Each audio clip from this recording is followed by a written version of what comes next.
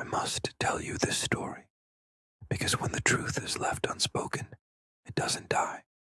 It only shifts and takes root elsewhere. And I am no longer the only one living in this apartment. Sometimes your vision slips. A corner of the room looks longer than it should.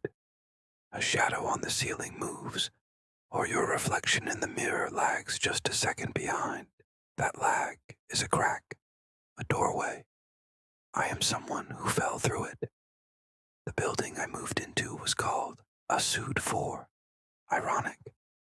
An old block with black marble on the outside, standing on a narrow street. At the entrance, a rusted intercom with an almost erased list of apartments. Next to the number 313, someone had scratched a deep line, as if to cancel it. Empty flat, cheap rent, the agent had said. The owner lives abroad. I have the key. The first night, the hallway lights flickered with a sharp, buzzing sound. The elevator mirror was warped. Behind the glass, it seemed there was another elevator, and my reflection in it was breathing separately from me. On the fourth floor, I saw a pale piece of paper taped to the door of 313. It read, "Do not open the door to the night visitor." I unlocked it. Inside was cleaner than I expected. An empty living room, a thin layer of dust, curtains swaying with the wind from the balcony door. That was all. Yet something felt wrong. Displaced, on the floor, just past the threshold, gray lines of dust trailed inward, as if furniture had been dragged not out, but in. That night at exactly 3:11, I heard 3 knocks. They came from the corridor, like knuckles tapping wood. I pressed my ear against the door. No footsteps, no breath, no whisper. Just as I pulled away, the door knocked again, this time from inside. Faint, short, like something trapped within trying to escape. I remembered the note. Do not open the door to the night visitor. I didn't open. Still all night long, in the half-state between waking and sleep, the shapes on the ceiling turned into faces. 2 black eyes stared from the folds of the curtain, watching me even when I closed mine. The next morning, the building felt deserted. At the stairwell, a thin voice called, 313. I froze. An old woman with a cane was watching me from the next apartment. That place is wrong, she said. The lock closes inward. Inward? Yes, she replied, to keep something inside. Later, while cleaning the kitchen cupboards, I found a loose tile. Behind it was a small, hollow space, and in it, an old cassette player. The label, scratched but still legible, read 313, night. I pressed play. The tape hissed, then a man's voice spoke. If you are hearing this, I have already turned into another voice. At 3:11 they will knock 3 times. If you open, they enter. If you answer, they remain. But the worst of all, if you listen, they settle inside. The tape didn't end. Another recording bled into it, someone whispering from another room, from under another breath. I know your name. I know. You. I stopped it. The apartment looked like any other, but in the corners you don't fully see. In the cracks where light bends, something else waits. That day I found more signs. 3 scratches on the floor, a clean circle in the middle of mold on the balcony, claw marks stretching up the bedroom wall, and leaning against that same wall, a door panel. It didn't belong to this room. It looked torn from somewhere else. On it, a faded number, 313. That night I tried not to check the clock, but time insists. 3:06, 3:09, 3:10, and then 3 knocks again. This is nothing, I whispered. Just the wind. But the sound didn't come from the corridor. It came from behind that door panel in the bedroom. a panel that should have been pressed against the solid wall. Behind it, I heard water dripping and a breath moving through the drops. "Who's there?" My voice cracked. The reply was thin, like a child's sob. I replayed the tape again and again. The man described the structure of the rooms, mentioned a service hatch built into the wall opposite the door. "All floors have one," he said, "but only 313's goes all the way in. This hatch doesn't open to the same floor. It carries sound through time." The hatch was in the kitchen, a rusted metal grate at floor level. I unscrewed it. Cold, damp air pushed against me, endless as breath. My flashlight revealed a corroded stairwell, leading both down and up. I felt myself split in four. The me standing there, the me about to climb down, the me who had already descended, and the me who never would. It smelled of damp and old medicine, a fabric gone moldy. At the bottom was another grate, chalk words scrawled across it, "Except 3D11. When I pushed it open, I was standing inside the walls of another room. Wires, pipes, the hollow between plaster. On a narrow shelf, another cassette. This one labeled, "The Listener." I played it. The voice was almost my own. "If you are hearing this," it said, "I have already turned into another voice." The same words, the same cadence. But then it shifted. "My name is..."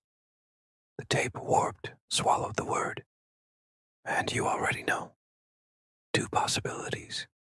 This house stitches voices together, or I was already thinking in someone else's words. I climbed back up and sealed the hatch. That's when I saw them. Scratches under the ceiling plaster, like fingernails dragging upward, trying to escape. I decided to leave the building, but every staircase led up. From the 4th floor to the 3rd, the number on the wall changed. Yet I always returned to the door of 313. Again and again. The hallways dulled, their colors bleeding out. Black water seeped from beneath the doors, creeping around my feet with a cold that crawled into my chest. Finally, I stood once more before 313. The warning note was gone. The door breathed. I turned the key. Inside, the darkness was thicker than the dark outside. And in it, the same apartment, same living room, same kitchen, same bedroom, but everything moved with a delay, a few seconds behind. The chandelier swayed, though no air stirred. The curtains shifted, though the windows were closed. And on the table, a sheet of paper. It read, the sentence. Yes, this one. Then, do not look behind you. The human brain hears don't and prepares the opposite. I resisted, for a while. Then I turned. Behind me was myself, but no longer me. The eyes set a little too far apart. The jaw stretched too wide, as if another tongue had been fitted inside. It didn't speak. It exhaled a whisper from deep in its throat. You opened it. What? You opened the door. Inward, understanding something doesn't stop it. Sometimes understanding is how it swallows you deeper. From behind the door, 3 more knocks came. My other self tilted its head. We let it in. Let what in? The guest. A memory surfaced, the kind of fear I had as a child. A shadow under the bed, a hand reaching from the stairs, a face you never fully saw. This house was weaving all those shapes into one tapestry. And now, I was part of the fabric. I tried to run.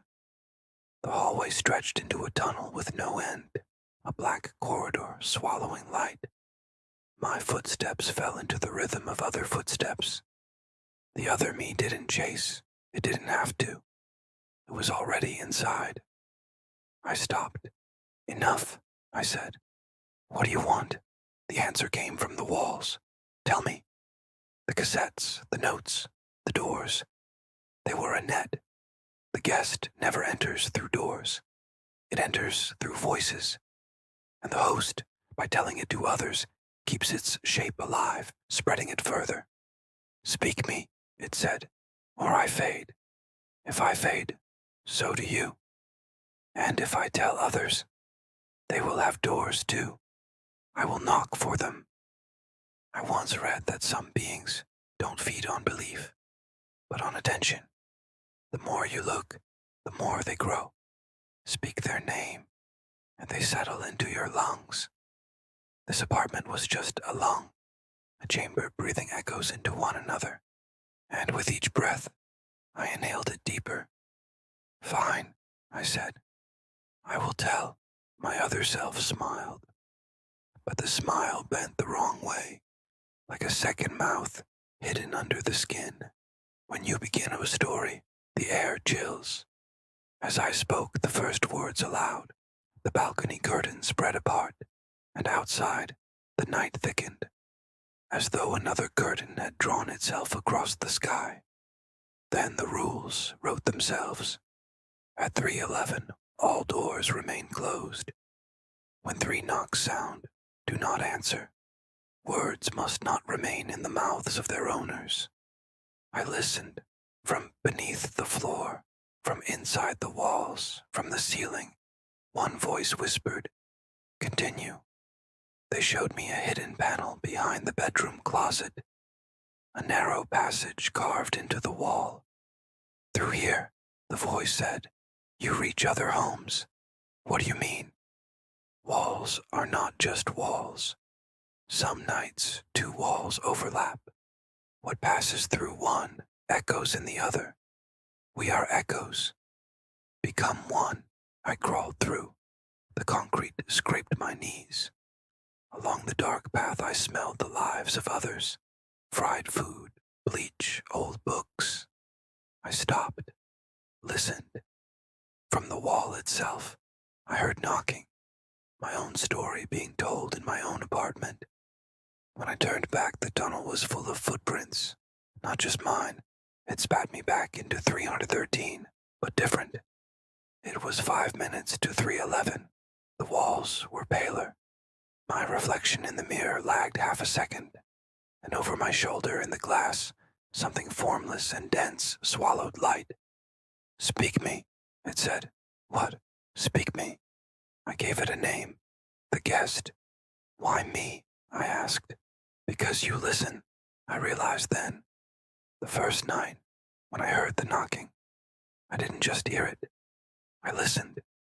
Attention is the key. The lock of 313 turns inward, and the hand that turns it is curiosity. And now you are listening to me. These words in your room, maybe late at night, maybe with the lights dimmed. Look around. You see your own details. The glass on the table, the loose thread in the curtain, the thin stripe of light under your door. The guest sees them too. The story doesn't end. Every telling is another door. As these sentences move forward, your own space will change. A faint draft, a distant knock.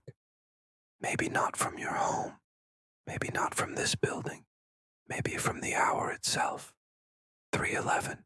That night I turned the paper over. On its back was a ritual. 1. Be alone. 2. Turn off the lights. 3. Do not press your ear to the door. Some sounds enter through the ear. 4.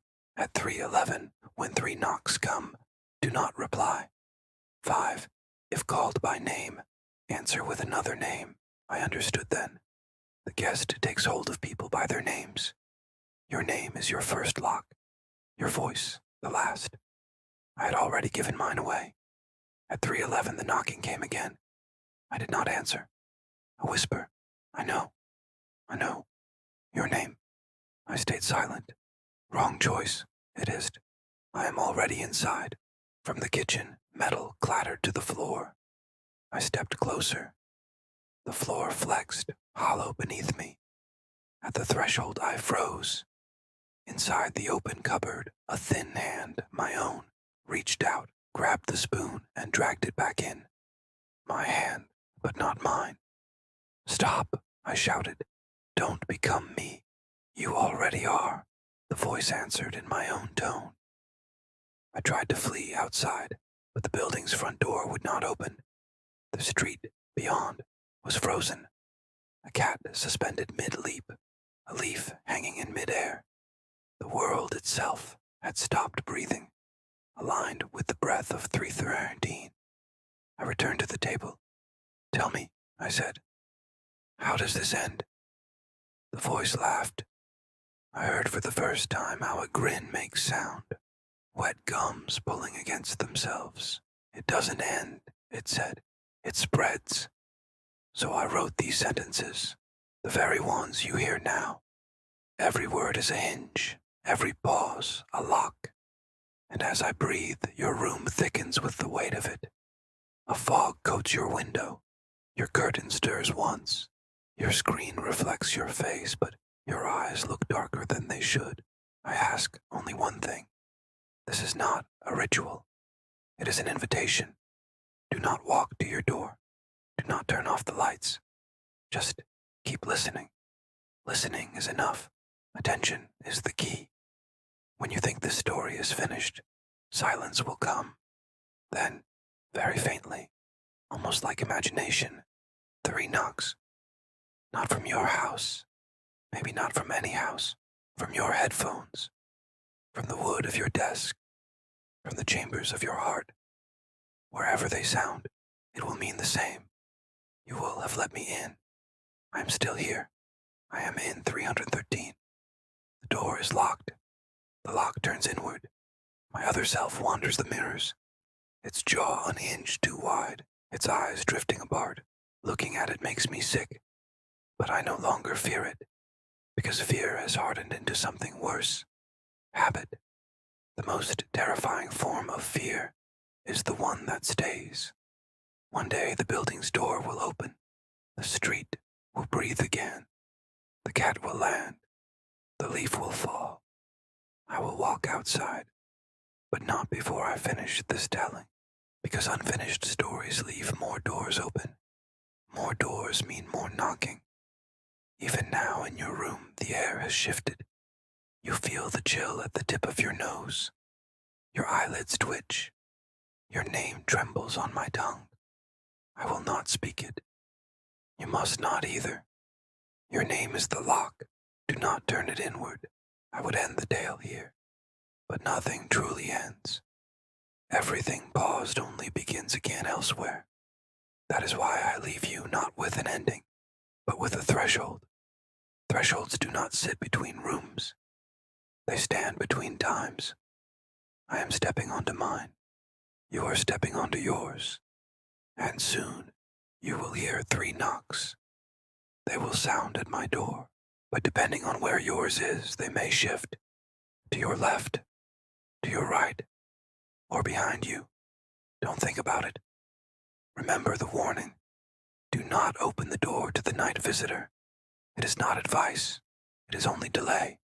Even if you don't open, it will enter, because you listened.